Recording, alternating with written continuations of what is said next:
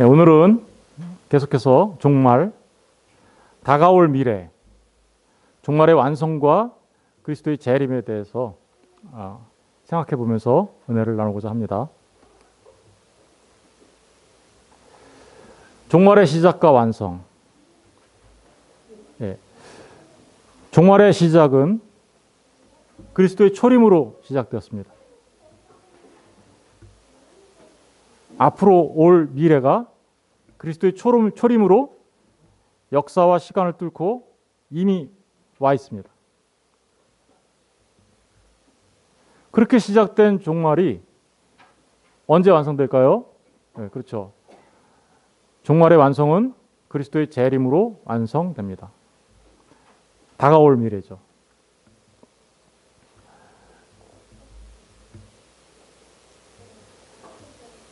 그리스도의 초림으로 시작된 종말, 그래서 이미 시작된 미래가 우리 안에 왔는데 그 종말이 그리스도의 재림으로, 다가올 미래가 그리스도의 재림으로 완성된다라는 의미입니다. 이걸 좀 이해하기 쉽게 설명하면 이렇습니다.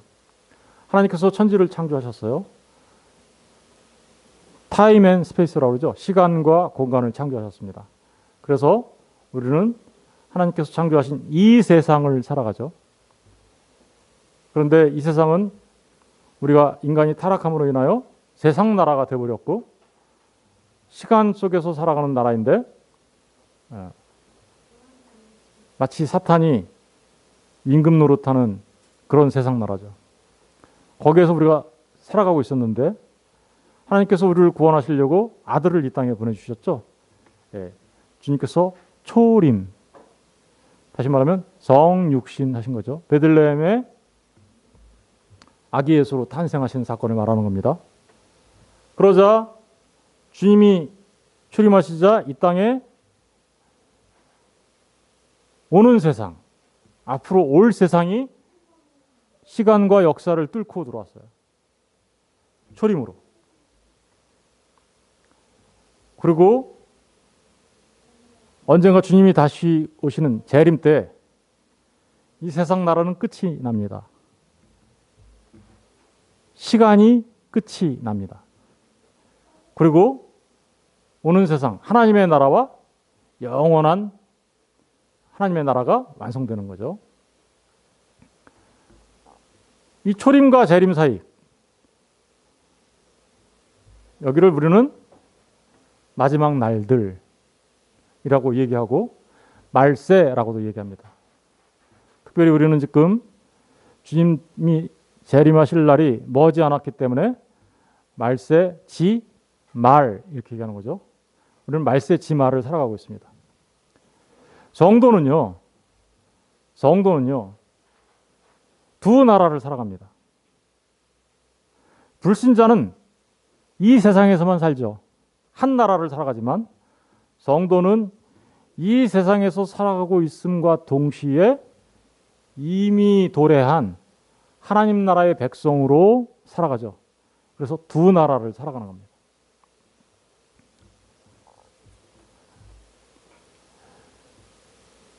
그리스도의 초림 때 시작된 종말. 왜 시작된 종말이라고 할까요? 예, 그렇죠. 주님이 초림하셔서 십자가를 지시고 죽으시고 부활하셨죠. 예, 이 십자가는 심판을 말하는 거고 부활은 다시 사심을 말하는 건데 사실은 이 십자가, 심판과 부활은 종말에 일어나는 사건이에요. 원래. 그렇죠? 최후의 심판이 언제 일어나요? 종말에 일어나는 사건이에요. 언제 부활합니까? 주님 다시 재림하시면 일어나는 사건이에요. 그런데 주님이 오셔서 이미 종말에 일어날 심판을 받으셨죠. 그리고 또 어때요? 종말에 일어나게 될 죽음을 이기시고 부활하는 그 부활의 사건이 일어났죠. 그래서 십자가와 부활은요, 종말론적인 사건이에요. 십자가와 부활을 통해서 종말론적인 사건이 또 일어나죠. 성령 받음이에요. 성령 받음. 요엘서에 보면 요엘 선지자가 예언하죠. 종말에 그날에 너희가 성령을 받을 거다. 그런데 그 성령을 언제 받았어요, 우리가? 언제 성령이 오셨습니까? 그렇죠. 예수님이 부활하신 지 50일째 되는 날. 그죠? 그래서 오순이라고 하죠. 순은 열흘을 말하는 거예요. 그래서 오순 하면 50일이잖아요. 그죠? 50일째 되는 날 성령이 오시죠. 그 성령은 본래가 종말에 와야 되는 거예요. 그런데 주님이 역사를 뚫고 와서 십자가를 지시고 부활하시고 승천하셔서 하나님 보좌의 우편에 앉으셔서 우리에게 성령을 보내주셨죠. 종말론적인 사건이에요. 우리가 성령을 받은 것은 종말론적인 사건에 일어날 것을 미리 땡겨서 받은 거예요. 땡겨서. 이신칭의도 마찬가지죠. 우리가 믿음으로 의롭게 되는 것. 우리가 의롭다, 의롭지 않다 판단받는 건 언제예요? 최후의 심판 때 일어나는 일이에요. 최후의 심판 때 일어나야 될 그 일이 우리가 와서 이미 믿음으로 의롭다 칭함을 하나님께 받죠. 의롭다 여김을 받아요. 그것은 종말에 일어날 사건을 이미 시간 속에서 받은 거죠. 그리고 그 이신칭이 하나님으로부터 의롭다 칭함을 받은 것, 믿음으로 의롭다 칭함을 받은 그것은 변하지 않아요. 종말까지 계속 이어지는 거죠. 그래서 우리의 구원은 확실한 거예요. 그렇죠? 새 생명과 새 피조물. 주님께서 재림하시면 새 하늘과 새 땅이 열려요. 새로운 우주가 열려요. 새 하늘과 새 땅이 열리는데 그때 가서 새로워져야 될 우리가 이미 시간 속에서 그리스도 예수를 믿는 사람들은 이미 그리스도 예수 안에서 새로운 피조물이라고 하죠. 종말에 일어날 사건이 어디서 일어났어요? 역사 속에서 일어난 거죠. 저와 여러분한테 벌써 이미 일어난 거죠. 그래서 십자가와 부활, 성령 받는 것, 성령 세례죠. 이신칭의, 새 생명, 새로운 피조물 된 이런 모든 것들은 종말론적인 사건이에요. 그런데 우리가 구원을 받은 거죠. 그러니까 구원을 받았는데 그 구원이 언제 완성될까요? 그렇죠. 주님이 재림하시면 종말이 완성되면서 그때 우리의 구원도 완성되는 거예요. 우리의 구원이 완성되면 이미 시작된 하나님 나라, 주님의 재림, 초림으로 시작된 하나님 나라가 완성되는 거죠. 천국이 완성돼.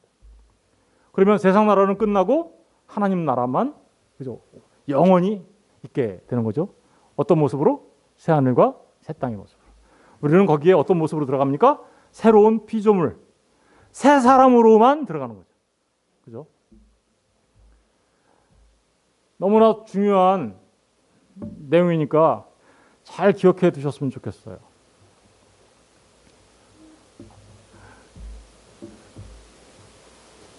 우리가 오늘 이제 공부하려고 하는 것은 그러니까 주님의 재림, 종말의 완성에 대해서 이제 계속해서 공부해 나갈 건데, 특별히 오늘 그리스도 재림 전후의 일들이 어떤 일들이 있나 살펴보고 앞으로 우리가 무엇을 공부할지 잠깐 보여드릴게요. 그리스도의 재림을 중심으로 재림 전에 일어날 일이 있겠죠. 그렇죠? 그리고 그리스도의 재림이 있게 되면 그 재림 후에 일어나게 완성될 일들이 있겠죠. 그래서 우리가 이 부분에 대해서 이제 생각해 봐야 되는데 그리스도의 재림 마지막 날에 주님이 재림하시는 그 재림을 기준으로 그 전에 일어나는 징조들이 있어요. 재림의 징조들. 그죠? 재림 전에 있을 징조들이 있어요. 크게 세 가지로 말할 수 있어요. 징조에 대해서. 이 징조를 보면 주님이 오실 날이 머지 않았구나라는 것을 우리가 알 수 있어요. 그리고 그리스도의 재림 이후에도 있을 일이 있겠죠. 그렇죠? 이것에 대해서 우리가 생각해 볼 거죠. 먼저 그리스도의 재림 전에 있을 징조들은 뭘까? 첫 번째가 적 그리스도의 출현과 배도라는 건 뭐예요? 믿은 성도인 줄 알았더니 나중에 알고 보니까 성도가 아니야. 그죠? 박해, 뭐예요? 교회를 막 박해하는 사건들이 점점 시간과 역사가 진행될수록 이런 일들이 많아질 거다라는 거예요.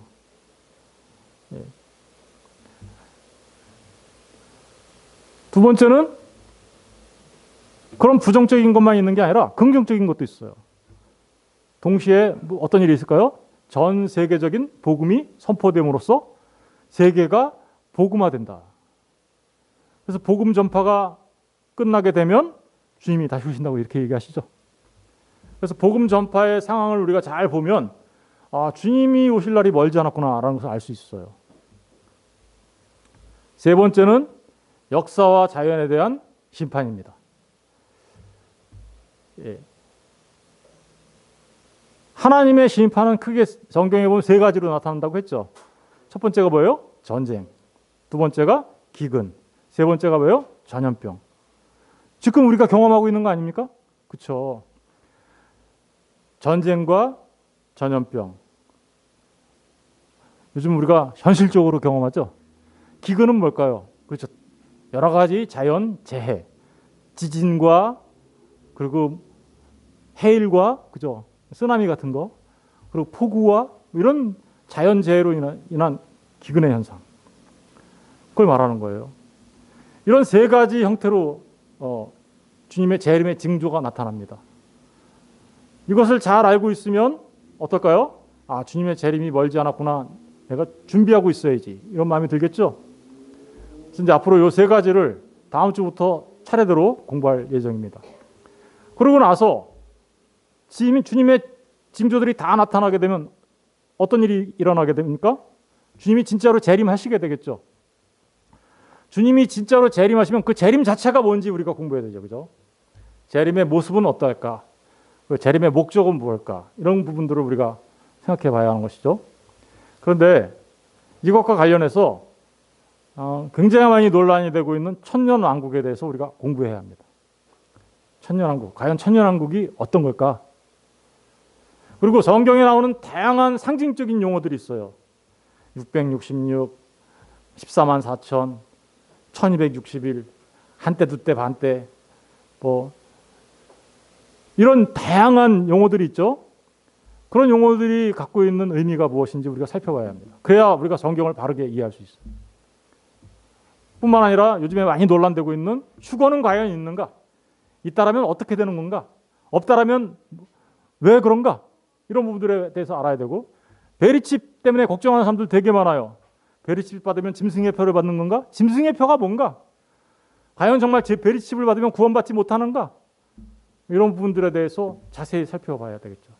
그렇지 않으면 불안과 공포에 사로잡혀서 살아가요. 잘못 알기 때문에. 거기에 또 속아 넘어가기도 하고. 마지막으로 재림 후에 있을 일은 뭘까요? 첫 번째는 몸의 부활이 일어나겠죠. 부활은 두 가지로 일어납니다. 하나는 영생의 부활, 생명의 부활로 일어나는가 하면 심판의 부활, 영벌의 부활로 나타나죠. 두 가지로 나타나는 거예요.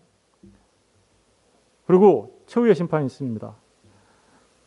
하나님께서 하얀 보좌에 앉아서 심판한다고 해서 백보좌 심판이라고도 해요. 이때 어떤 일이 일어납니까? 양과 염소가 구분되는 거죠. 양과 염소가 구분됩니다. 오른쪽에는 양들이, 왼쪽에는 염소들이. 오른쪽에는 양들은 창세전에 하나님께서 준비한 하나님 나라를 상속받게 되고, 왼쪽의 염소들은 불못에 던져지게 되는 거죠. 그리고 마지막으로 우리가 살펴봐야 될 건 최종 상태입니다. 최종 상태 어떤 상태일까요? 성도의 최종 상태는 어떨까요? 그렇죠. 성도의 최종 상태는 몸으로 생명의 부활로 부활한 성도들이 새하늘과 새 땅에 들어가게 되죠. 그 새하늘과 새 땅을 그래서 신천, 신지라고 하는 거죠. 원래 신천지라는 말이 좋은 말이에요. 그런데 지금 이단이 사용하는 바람에 함부로 사용하지 못하는 단어가 되어버렸는데, 사실은 신천지라는 말은 새하늘과 새 땅을 말하는 거예요. 굉장히 좋은 말이에요. 그런데 그 말을 쓰지 못하고 할 수 없이 새하늘과 새 땅 이렇게 길게 쓸 수밖에 없는데, 오늘은 제가 칸이 좁아가지고 신천신지라고 했어요. 성도들은 신천신지에 들어가죠. 새하늘과 새 땅에. 그리고 불신자들은요, 심판의 부활로 나와서 영원한 지옥이에요. 불못에 던져지는 거죠. 영원히 고통받는 것으로. 이게 최종 상태예요. 이런 부분들을 우리가 이제 종말론을 통해서 다 공부할 겁니다. 그런데 이런 걸 공부하기 전에 오늘은 재림에 대한 기본적인 몇 가지 사실들에 대하여 생각해 보려고 합니다. 그리스도의 재림.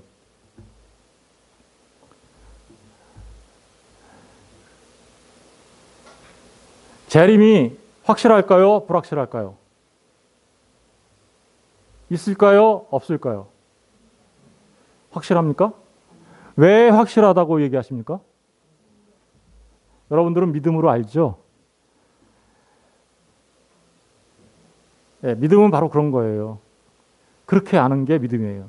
그런데 우리가 보다 확실하게 알 수 있는 것은 그리스도의 재림에 대해서 주님이 직접 말씀하셨어요. 주님이 스스로 재림에 대해서 말씀하셨어요.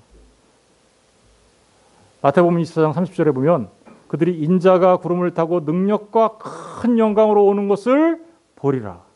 인자가 누구예요? 주님이시죠. 주님이 직접 말씀하신 거예요. 마태복음 25장 19절에도 주님이 이렇게 얘기하시죠. 오랜 후에 그 종들의 주인이 돌아와 그들과 결산할세. 주님이 뭐에 비유해서 얘기하시냐면 달란트 비유에서 나오는 얘기예요. 저 얘기가. 5달란트, 2달란트 받은 사람은 착하고 충성된 종, 1달란트는 악하고 게으른 종, 이렇게 심판을 받게 되죠. 결산받게 되죠. 그 결산할 때 외국에 나갔던 주인이 돌아오는 것처럼, 외국에 나갔던 주인이 돌아와서 그것을 결산하는 것처럼 주님이 지금은 하나님 나라에 계시지만 주님께서 결산하러 이 땅에 오신다라는 얘기예요. 주인이 돌아오신다. 재림에 대해서 얘기하는 거죠. 네, 마태복음 25장 31절에 또 이렇게 얘기합니다. 인자가 자기 영광으로 모든 천사와 함께 온다. 네. 그리고 요한복음 14장 3절에는 가서 너희를 위하여 거처를 예비하면 내가 다시 와서라고 표현하고 있죠. 네, 재림에 대해서 얘기하고 있는 거예요. 주님이 재림에 대해서 제가 지금 한 4가지만 얘기했는데 굉장히 여러 군데서 주님이 직접 재림에 대해서 얘기하세요. 뿐만 아니라 천사들도 증언했어요. 우리 사도행전 1장 11절 다 같이 읽어볼게요. 시작. 이르되 갈릴리 사람들아 어찌하여서 하늘을 쳐다보느냐. 너희 가운데서 하늘로 올려주신 이 예수는 하늘로 가심을 본 그대로 오시리라 하였느니라. 주님이 십자가에 죽으시고 부활하시고 승천하셨어요. 그 승천하시는 모습을 갈릴리 사람들, 제자들이 이렇게 보고 있었어요. 그랬더니 천사가 왜 하늘로 올려진 예수님 그 서서 보고 있냐? 주님 다시 오신다라고 하면서 천사가 얘기해 주는 거죠. 어떻게 다시 오신대요? 하늘로 가심을 본 그대로 다시 오신다. 너희가 본 것처럼 다시 오실 때 너희도 오시는 주님을 볼 수 있어. 주님이 다시 오실 때는 가시적으로 이렇게 오세요. 천사가 재림에 대해서 증언해 줬죠. 사도들도 증언했어요. 사도들도 재림을 증언했습니다. 빌립보서 3장 20절에 보면 사도 바울은 우리의 시민권은 하늘에 있는지라 거기로부터가 어디예요? 시민권이 하늘에 있죠. 그러니까 하늘로부터 이런 뜻이겠죠. 구원자 곧 주 예수 그리스도를 기다리고 거기서부터 오실 주님을 기다리고 있다라고 얘기하죠. 주님의 재림에 대해서 얘기한 거예요. 데살로니가전서 4장 15절에 보면 우리가 주의 말씀으로 너희에게 이것을 말하노니 주께서 강림하실 때까지 주께서 강림하신다. 이게 뭐예요? 주님의 재림을 말하는 거예요. 그리고 데살로니가서 1장 7절과 10절에도 주 예수께서 자기의 능력의 천사들과 함께 하늘로부터 불꽃 가운데 나타나신다. 그리고 그날이 언제예요? 그 끝날이죠. 종말이죠. 종말의 날, 그 마지막 날, 그가 강림하사. 히브리서 9장 28절에도 이와 같이 그리스도도 많은 사람의 죄를 담당하시려고 단번에 드린 바 되셨고, 이건 뭐예요? 초림을 말하는 거죠. 그리스도가 많은 사람의 저와 여러분의 죄를 담당하시려고 단번에 십자가에 들이심으로써 영원한 속죄 제사를 드렸죠. 죄 때문에 오셨죠. 초림은. 그런데 두 번째 오실 때는 죄 때문에 오시는 게 아니에요. 두 번째 오실 때는 구원을 완성하시러 오는 거예요. 우리를 구원에 이르게 하기 위하여 오시는데 죄와 상관없이 오세요. 죄와 상관없이 자기를 바라는 자들에게 몇 번째 나타난다고? 두 번째. 그래서 두 번째 나타나신다는 의미에서 재림이라고 말하는 겁니다. 여러분, 우리가 주님의 증언, 주님의 직접 말씀하심과 천사의 증언과 사도들의 증언을 통해 분명히 알 수 있는 건 뭐예요? 주님은 분명히 재림하신다라는 사실입니다. 믿으십니까? 예. 그런데 우리가 이제 한 가지 살펴봐야 될 것은 그 재림이라는 용어에 대해서 잠깐 살펴봐야 돼요. 재림이라는 용어. 조금 어려우실지 모르겠지만 뭐 용어 자체를 다 외우시라는 건 아니에요. 그런데 그 의미들을 아셨으면 좋겠어요. 성경을 읽을 때 이런 의미들의 용어가 있구나. 재림이라는 게 이런 뜻이구나 라는 것을 우리가 알면 좋겠어요. 재림이라는 용어로 사용되어진 첫 번째 헬라어는 아포칼립시스예요. 아포칼립시스. 낯설지는 않죠. 이게 영화 제목이나 이런 데서도 많이 쓰였던 단어이기 때문에. 근데 영어로는요, 레벌레이션이에요. 계시하다 이런 의미가 담겨 있어요. 나타나. 좀 더 구체적으로 보면 언베일이에요. 언베일. 베일을 벗겨내다. 덮개를 벗기다. 이 커버를 이렇게 커버가 있었는데 그걸 벗겨내는 거예요. 가려진 것을 드러내는 거예요. 다시 말하면 그리스도를 볼 수 없게 막았던 장애물들이 제거되는 거예요. 지금 우리 안에 주님 계시죠? 주님 어디나 계시죠? 그런데 우리 못 보잖아요, 지금. 그런데 주님이 재림하신다라는 얘기는 그 볼 수 없던 주님을 우리가 볼 수 있게 된다. 왜? 못 보게 우리를 막고 있었던 모든 장애물들이 제거되기 때문에. 이게 바로 재림의 개념이에요. 고린도전서 1장 7절에 쓰였어요. 우리 주 예수 그리스도의 나타나심. 이게 바로 아포칼립시스예요. 아포칼립시스. 데살로니가후서 1장 7절에도 쓰였어요. 주 예수께서 자기의 능력의 천사들과 함께 하늘로부터 불꽃 가운데 나타나실 때. 두 번째 재림에 대한 용어는 에피파네이아라고 합니다. 에피파네이아는 영어로는 어피어런스예요. 나타나다. 이것도 한국말로는 그냥 똑같이 나타나는데 조금 다르죠. 예. 그런데 이 어피어런스도 사실은 이런 뜻이 담겨져 있어요. 숨겨진 배경으로부터 풍성한 구원의 복음을 가지고 나오시는 것. 나타남, 출현 이런 의미가 있어요. 저거 디모데가 아니고 디도서 2장 13절이에요. 디도서 2장 13절에 복스러운 소망과 우리의 크신 하나님 구주 예수 그리스도의 영광이 나타나심. 이 나타나심을 에피파네이아라고 해요. 재림이죠. 그죠? 디모데전서 6장 14절에도 우리 주 예수 그리스도께서 나타나실 때 이렇게 이것도 에피파네이아 나타나시는 거를 말하고 있는 거예요.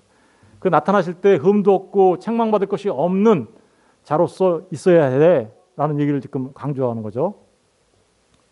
이제 세 번째 주님의 재림과 관련된 아주 중요한 단어가 파루시아입니다.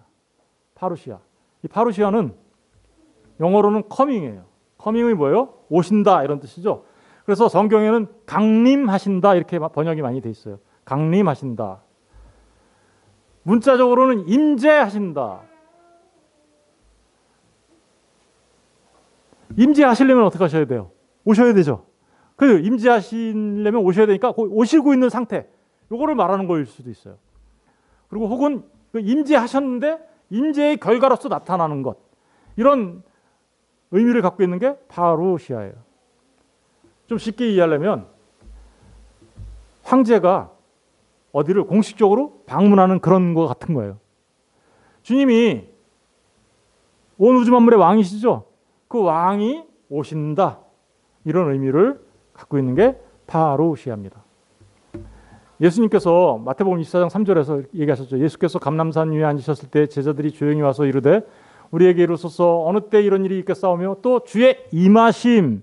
이 임하심이라는 단어가 파루시아예요. 커밍이죠. 그죠? 세상 끝에 무슨 징조가 있을까요? 그 끝날에 오시는 거죠. 끝날에 오시는데 그 끝날 전에 무슨 징조가 있을까요? 하고 제자들이 물어봤을 때 사용되었던 그 단어가 파루시아. 고린도전서 15장 23절에도 각각 자기 차례대로 되니 먼저는 첫 열매인 그리스도요. 다음에는 그가 강림하실 때 그리스도에게 속한 자. 부활에 관해서 얘기하는데 주님이 부활의 첫 열매가 되셨죠. 그래서 먼저 주님이 첫 열매인 그리스도다.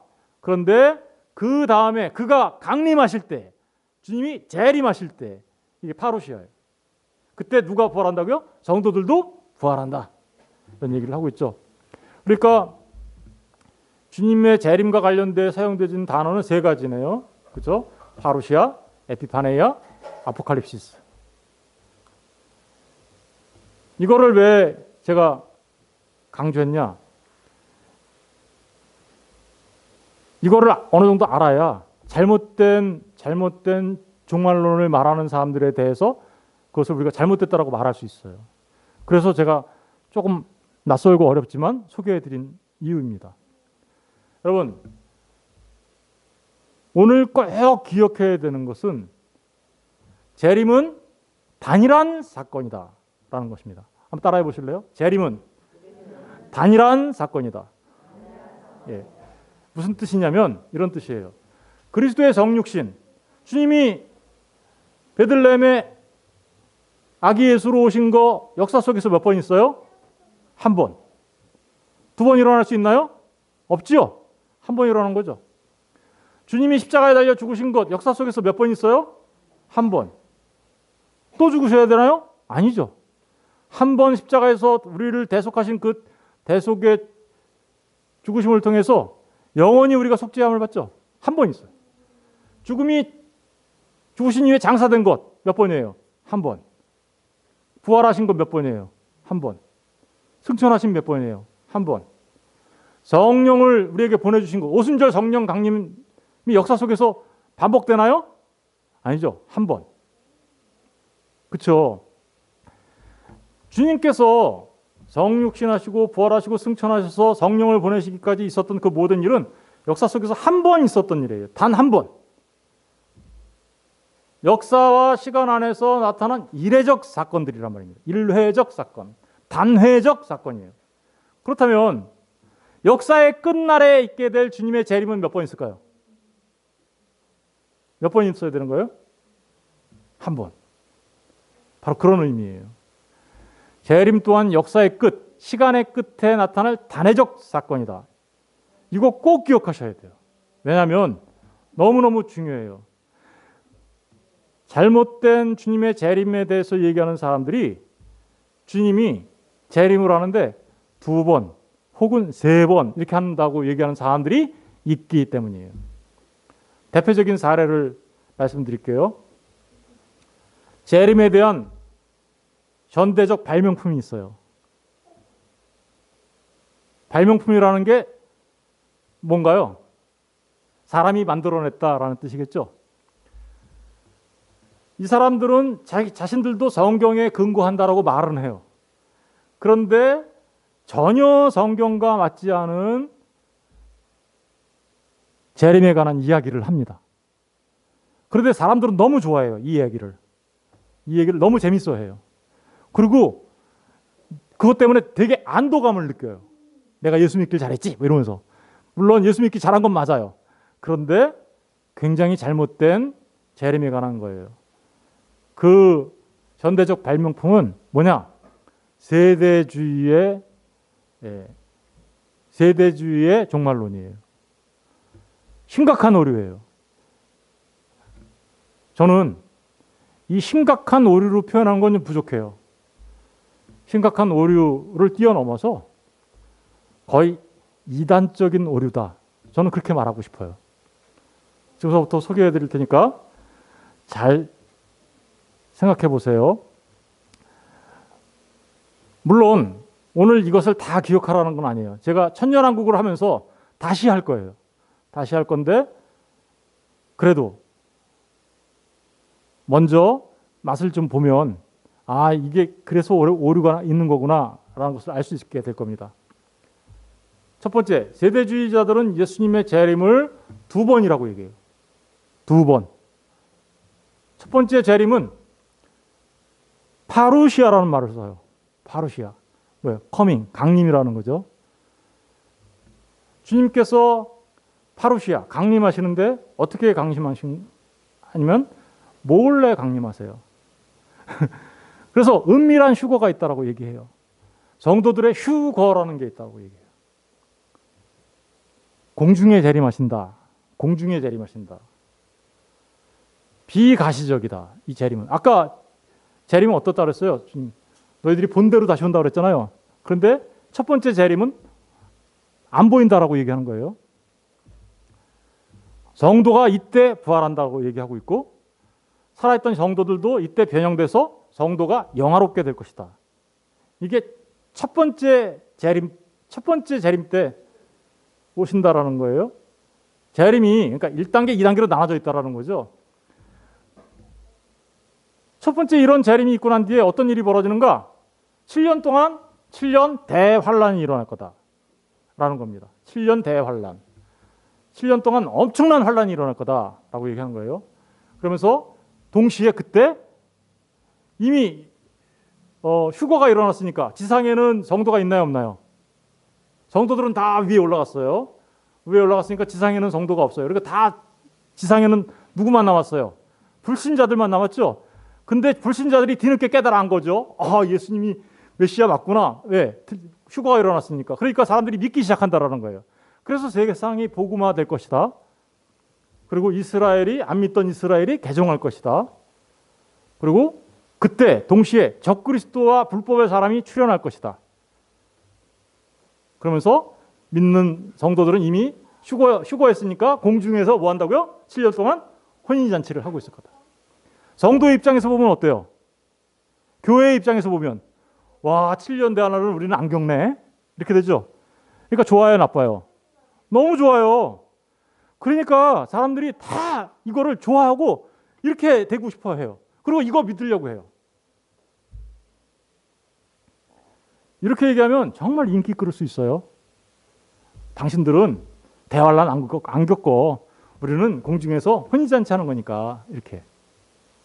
그리고 7년 대환란이 끝나고 나면 주님이 이제 두 번째로 재림하시는 거죠. 두 번째 재림은 어떤가? 두 번째 재림은 아포칼립시스라고 해요. 나타나셨다. 이렇게. 아포칼립시스. 그날이 마지막 주의 날이다. 마지막 날이다. 그러니까 마지막 날과 첫 번째 재림이 다른 거죠. 이 사람들은. 그리고 지상에 재림한다. 공중에 재림하신 주님이 혼인잔치를 끝내고 지상으로 내려온다. 가시적으로 오신다. 눈에 보인다. 악인들이 그 이후에 부활할 거다.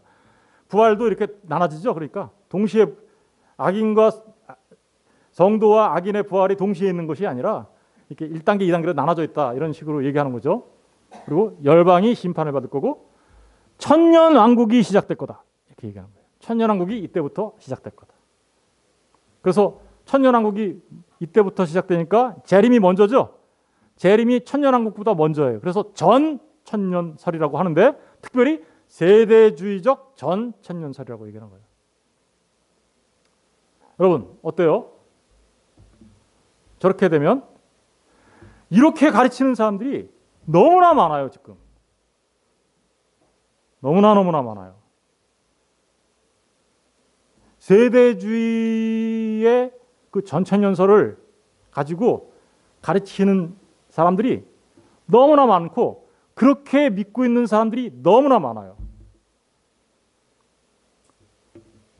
왜냐? 좋으니까. 좋잖아요. 7년 대환란도 없고 공중에 올라서 혼인잔치 한다 그러니까 아, 우리는 환란을 안 겪는 거야? 이러면서 너무 좋아하는 거죠. 그런데 정말 맞을까요? 제가 아까 말씀드린 거 있죠. 주님의 재림은 무슨 사건? 단회적 사건이다. 단회적이에요. 그런데 벌써 여기는 어떻게 했어요? 둘로 쪼개놨죠. 그렇습니다. 첫 번째 파루시아와 주의 날이 다르다라는 거잖아요. 그렇죠? 첫 번째 파루시아, 강림과 주님의 마지막 날 이게 다르다. 그 사이가 7년 동안 곧 대환란이 일어난다. 이렇게 하면서 다르다라는 거잖아요. 성경이 정말 이거 다르다고 얘기할까요? 두 번째, 반대로 성도의 영화가 아포칼립시스. 두 번째, 성도의 영화는 첫 번째 되는 거지 두 번째, 주의 날이 되는 거 아니다. 먼저 되는 거다. 이렇게 얘기하는 거죠. 그렇죠? 저게 다 동시에 일어나야 될까요? 아니면 저렇게 1단계, 2단계로 나누어져서 일어날까요? 성경 말씀을 확인해 볼게요. 먼저 파루시아와 주의 날, 아까 말씀드렸던 파루시아와 주의 날이 첫 번째, 두 번째로 나눠져 있죠. 그런데 그 날은 같은 날이에요. 성경에 보면. 데살로니가후서 2장 1절에 보면 형제들아 우리가 너희에게 구하는 것은 우리 주 예수 그리스도의 강림하심. 여기 쓰였던 단어가 파루시아예요. 그런데 우리가 그 앞에 모임에 가나요? 영어로나 또는 말로나 또는 우리에게 받았다 하는 편지로나 주의 날이 이르렀다고 해서. 그러니까 파루시아가 무슨 날이에요? 주의 날이에요. 파루시아가 주의 날이 되는 거죠. 근데 왜 달라요?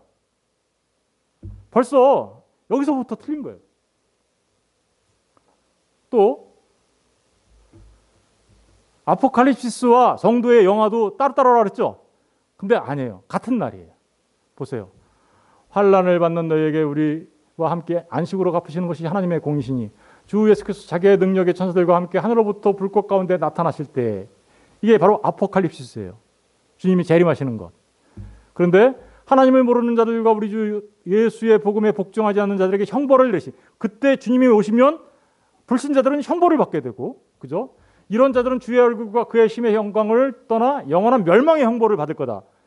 주님이 재림하시면 형벌을 받게 된다. 그런데 그날이 뭐예요? 끝날에, 아포칼립스 끝날에 그가 강림하사 그의 성도들에게 영광을 받으시고, 성도들에게 영광을 받는다는 건요, 성도들이 이미 영화되었다는 뜻이에요. 왜냐하면 하나님의 영광이, 하나님께 우리가 영광을 돌릴 수 있으려면 우리가 마치 거울처럼 그 하나님의 영광을 비춰야 되는데, 그건 뭐예요? 우리가 이렇게 죄 있는 상태, 거룩하지 못한 상태로 있어서는 하나님께 영광을 제대로 돌릴 수가 없어요. 성도가 온전하게 영광스러운 모습으로 변했을 때 하나님의 영광이 성도의 모습에서 나타나는 거예요. 그럼으로써 하나님께 영광을 돌리는 거거든요. 그러면 성도의 영화와 주님의 재림은 같은 날이죠. 그런데 아까 뭐라 그랬어요? 성도의 영화는 첫 번째, 아포칼립시스는 두 번째. 이렇게 다르게 얘기하고 있는 거죠. 그러니까 이들은 아주 성경을 근거로 한다고 하지만 자신들의 새로운 발명품을 가지고 얘기하고 있는 거죠. 발명품이에요. 세 번째로 잘 보세요. 세 번째 이들이 큰 심각한 오류가 하나 또 있는데 잘 보세요. 교회가 정말로 환난을 안 당할까요? 성도는 정말 환난을 안 당할까요? 이들의 주장에 따르면 교회는 7년 대환란을 겪어야 안 겪어요. 대환란 겪기 전에 공중으로 올라가 버렸죠? 안 겪죠? 너무 좋은 것 같아요. 저도 맨 처음에 이거 믿고 싶었어요. 그런데 정말 성도가 환난을 안 겪습니까? 안 겪어요?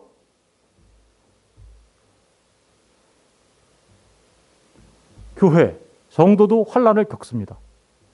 볼까요? 마태복음 24장 21절 22절 다 같이 읽어볼게요. 시작. 이는 그때에 큰 환난이 있겠습니다. 창세로부터 지금까지 이런 환난이 없었고 후에도 없으리라. 대환란이죠. 그죠? 대환란. 22절 시작. 그 날들을 감하지 아니하면 모든 육체가 구원을 얻지 못할 것이나 그러나 택하신 자들을 위하여 그날을 감하시오. 택하신 자들이 누구예요? 성도들이죠. 성도들을 위해서 그 대환란의 기간을 내가 감할게. 이렇게 얘기하고 있죠. 그렇다는 얘기는 성도들이 그 환란에 있다라는 거예요? 안 있다라는 거예요? 환란을 당한다는 거예요? 안 당한다는 거예요?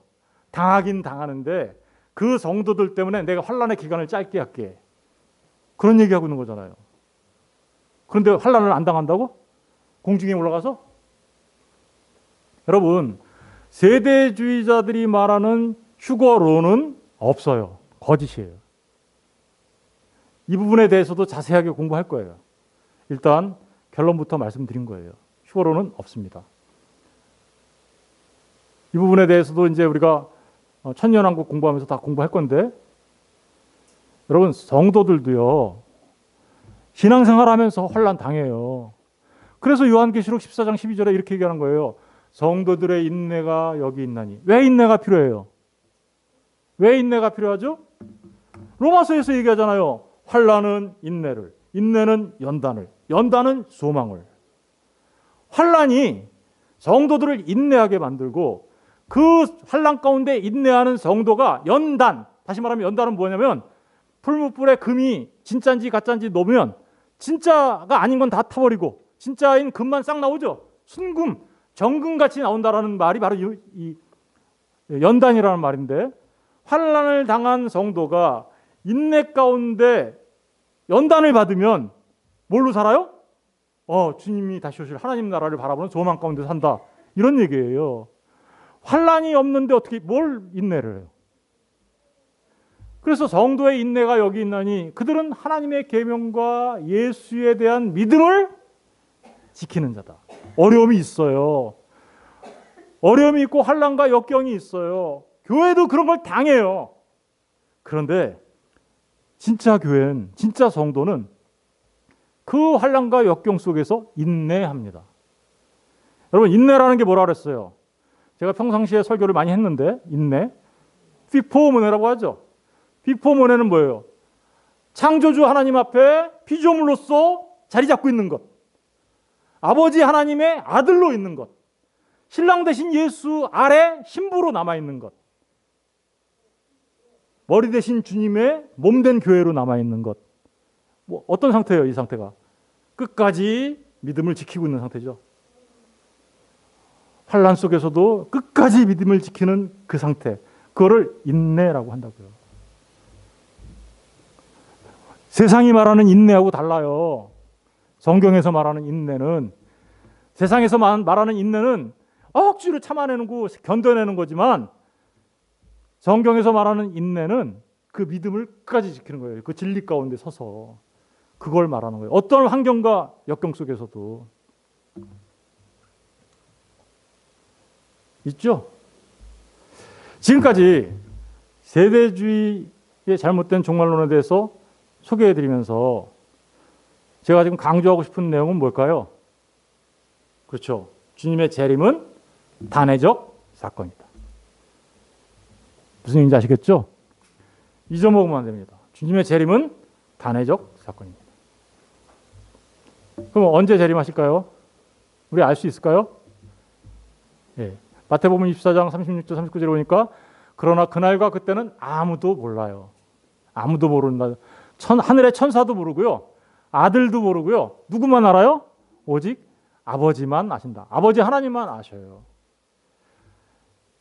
그날은 노아의 때와 같이 임해요. 노아의 때와 같이 인자의 임함도 그러하리라.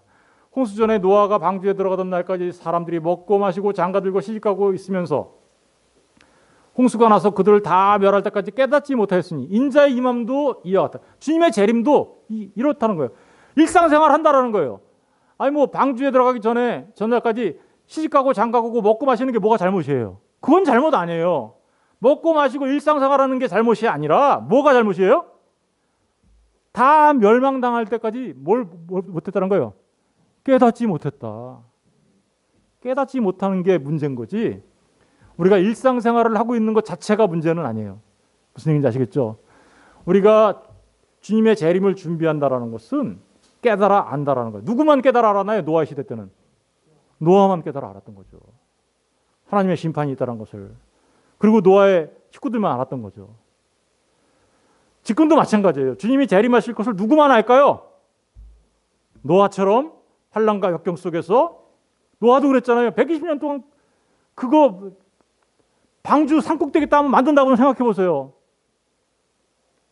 그런데 우리도 마찬가지죠. 지금 세상이 얼마나 조롱했을까요? 그런 조롱을 당하면서 그 믿음을 지키며 그 일을 꿋꿋이 해냈던 노아처럼 우리가 그것을 깨달아 알아 준비한다라는 것은 그렇게, 그죠? 꿋꿋이 환난과 역경을 이겨내고 믿음을 지켜나가는 것, 그거란 말입니다. 근데 한 가지 여기서 조심해야 될 것, 아들도 모른다 이렇게 얘기하죠.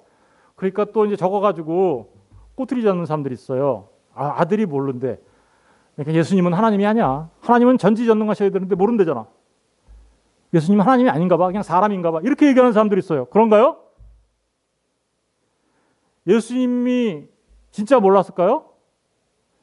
예수님은요, 하나님이세요. 하나님이신데 왜 몰라요?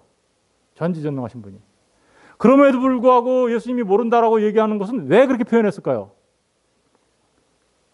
예, 사도행전 1장 6절과 7절에 나오죠.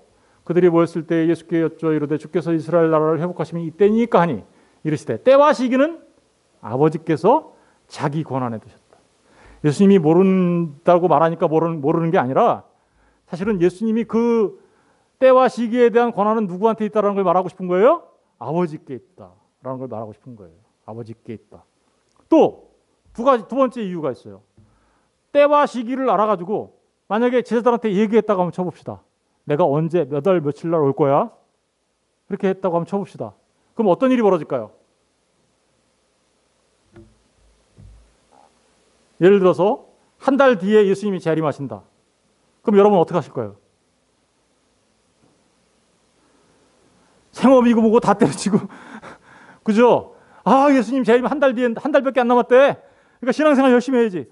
목사님 성경 공부 시켜주세요. 이러면서 생활은 다 치우고 막 산속에 들어가서 모여가지고 막 그 시한부 종말론자처럼 그렇게 하지 않을까요? 그게 얼마나 큰 폐예요. 반대로 예수님의 재림이 아직도 1000년 남았대. 이러면 어떠실 것 같아요? 알았어. 아직도 1000년 남았어? 이러면서. 야, 그러니까 아직 멀었네? 아유, 그러니까 뭐 그냥 대충 살다가 마지막 죽기 전에 예수 믿고 죽으면 돼. 어떤 현상이 벌어질까요? 게으름과 나태함. 진짜 그게 잘못된 신앙으로 가겠죠. 여러분, 알아가지고 너무 빨리 오신다는 거에도 문제가 있고 또 너무 늦게 오신다는 것도 우리에게는 좋을 게 아무것도 없는 거예요. 차라리 모르고 그날이 언제일지 모를 때 준비하는 마음으로 살아가는 게 우리에게 더 유익이기 때문에 주님이 몰라 이렇게 얘기하신 거죠. 이유를 아셨겠죠? 그러면 주님이 이렇게 얘기하셨단 말입니다. 언젠지는 모르겠지만 빨리는 올게 이렇게 얘기하셨어요. 요한계시록 22장 20절에 보니까 이것들을 증언하신 이가 이르시되 내가 진실로 속히 오리라. 주님이 속히 온다고 얘기했어요. 그런데 왜 아직 안 오셨나요? 왜 아직 안 오셨어요? 사람들이 여러분들한테 주님이 정말 재림하신대? 야, 주님이 속히 오신다고 했는데 2000년이 지났는데도 아직 안 왔는데 진짜 올까? 이렇게 질문하면 여러분들 뭐라고 대답하시겠어요?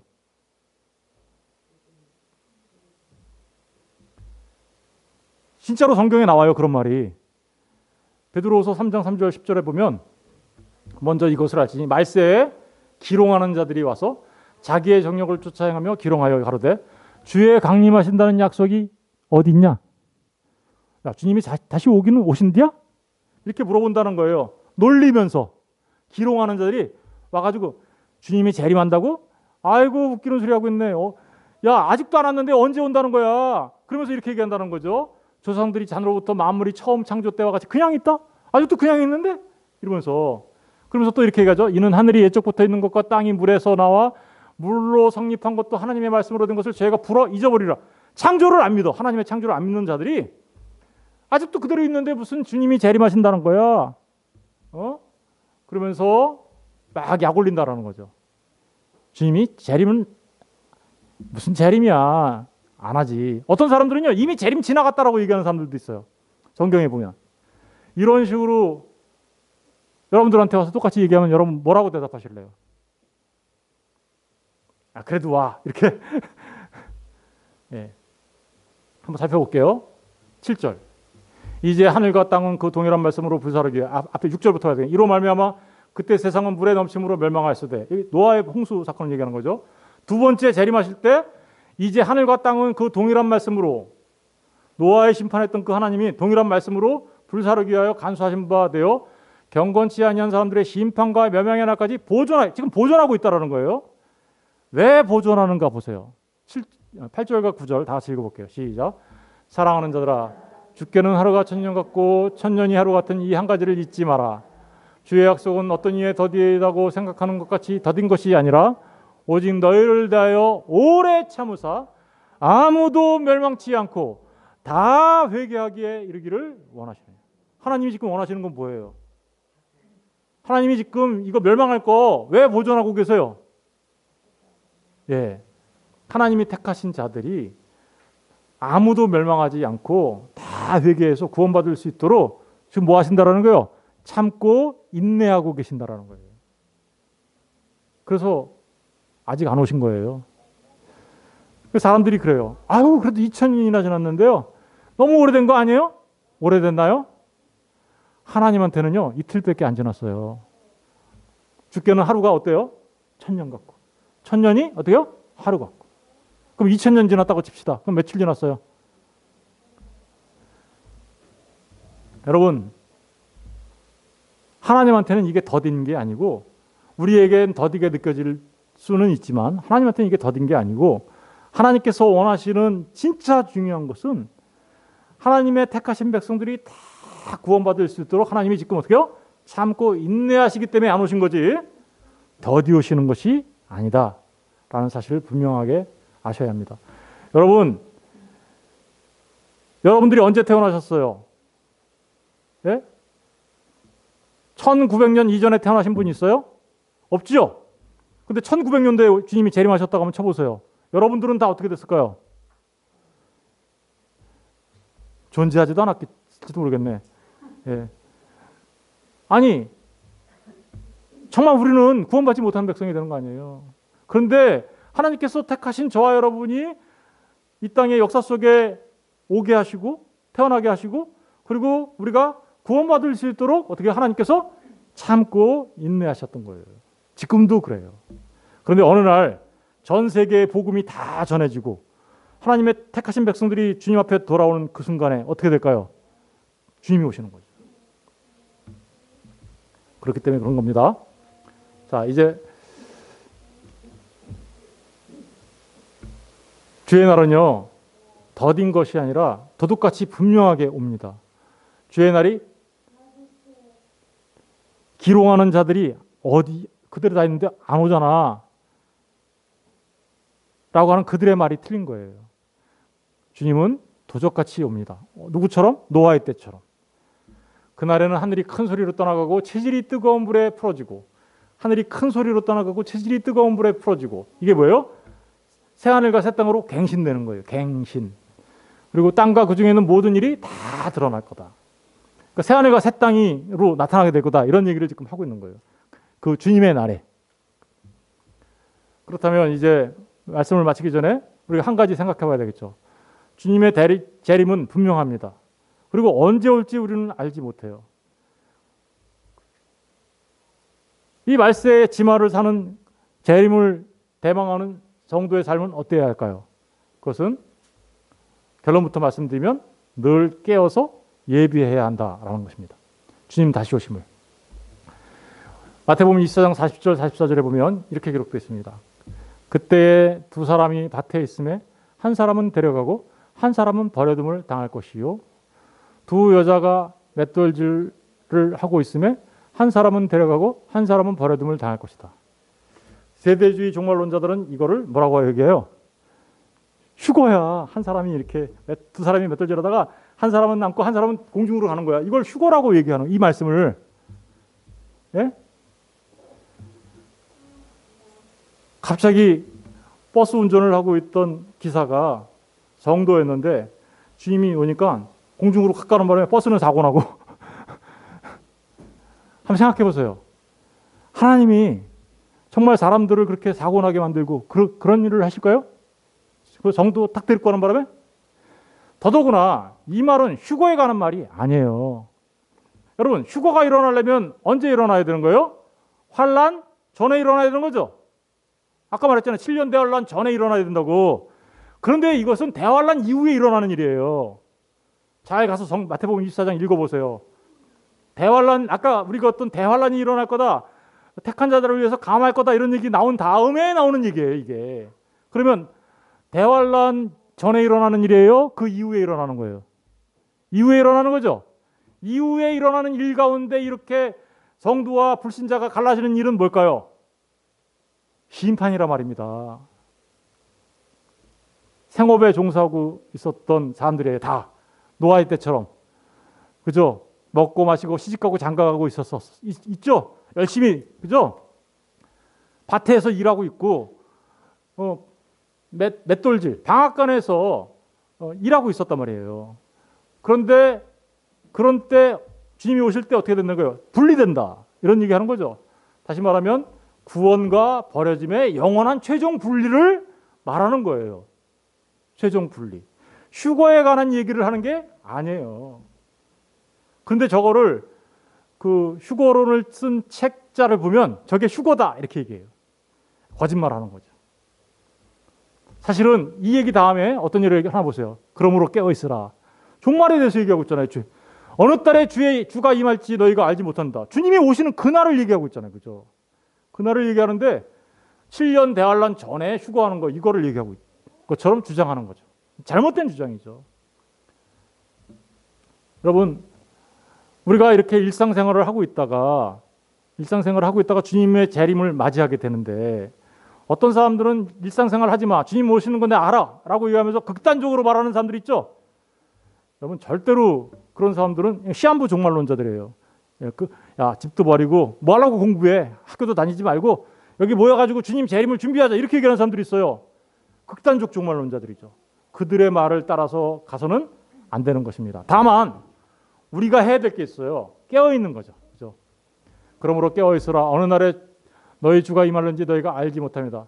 너희도 아는 바와 같이 만일 집주인이 도둑이 어느 시각에 올 줄을 알았더라면 깨어있어 그 집을 뚫지 못하게 하시리라. 이러므로 너희도 준비하고 있으라.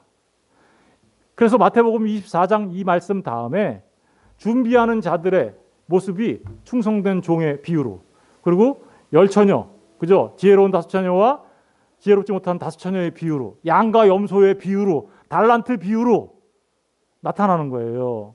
준비하는 모습에 대해서 충성된 종의 비유, 열처녀 비유, 또 달란트 비유, 그리고 양과 염소의 비유. 그것을 통해서 어떻게 하는 것이 깨어있는 건지, 어떻게 하는 것이 준비하고 있는 것인지를 설명하기 위하여 주님이 4가지 비유를 연속해서 얘기하시는 거예요. 아시겠죠? 마태복음 25장 가서 읽어보세요. 오늘 집에 가서. 그러면 그런 얘기들이 쭉 기록되어 있어요. 이러므로 너희도 준비하고 있어라. 생각하지 않을 때에 인자가 오리라. 인자가 온다라는 말은 미래형이죠. 우리나라 말로 보면. 그런데 미래형이 안 쓰였어요. 에르케타이라는 말이 쓰였는데 에르코마이의 현재형이에요. 올 건데 미래에 오는 게 아니라 지금 오고 있어. 이렇게.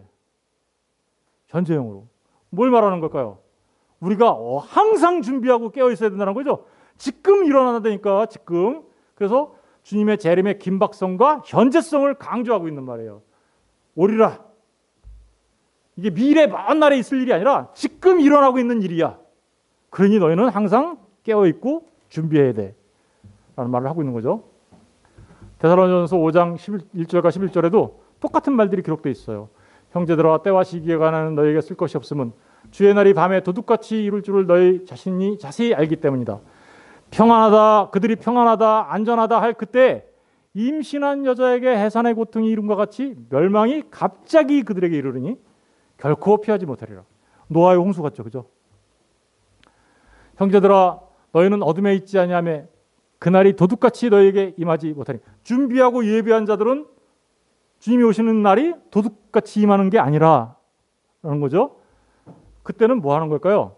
지혜로운 다섯 처녀처럼 신랑을 맞이하는 거죠. 예. 너희는 다 빛의 아들이요 낮의 아들이라. 우리가 밤이나 어둠에 속하지 아니하나니 그러므로 우리는 다른 이들과 같이 자지 말고 오직 깨어 정신을 차릴지라. 정신 차리는 거. 그 정신 차리는 게 뭔가 보세요. 자는 자들은 밤에 자고 취하는 자들은 밤에 취하되. 이건 불신자들이 하는 일이에요. 우리는 낮에 속하였으니 정신을 차리고 무슨 일을 하라고? 믿음과 사랑의 호심경을 붙이고 구원의 소망의 투구를 쓰자. 이게 뭐예요? 전신갑주 아니에요? 에베소서에서 말하는 구원의 투구, 의의 호심경, 그죠? 믿음의 방패, 성령의 검, 하나님의 말씀, 진리의 띠, 복음의 신발을 신고 무장해서 그거 다 뭐예요? 예수로 옷 입어서, 그죠? 예수로 옷 입어서 그 믿음을 끝까지 지키는 사람이 되어야 돼. 이런 얘기하는 거잖아요. 정신을 바짝 차리고. 이게 주님의 재림을 준비하는 자들의 모습이에요. 9절. 하나님이 우리를 세우시면 노하시며 이르게 하시면요. 우리는 하나님께서 우리에게 심판하시려고 하는 게 아니라는 거예요. 오직 우리 주 예수 그리스도로 말미암아 구원을 받게 하시려고 그러는 건데, 예수께서 우리를 내어 죽어서 우리로 하여금 깨어있든지, 그래서 깨어있든지 자든지 자기와 함께 살게 하려 하셨느니라.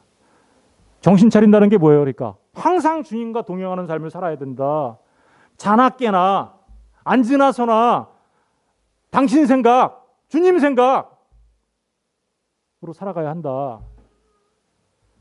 그렇게 하려면 어떻게 알아요? 성도들끼리.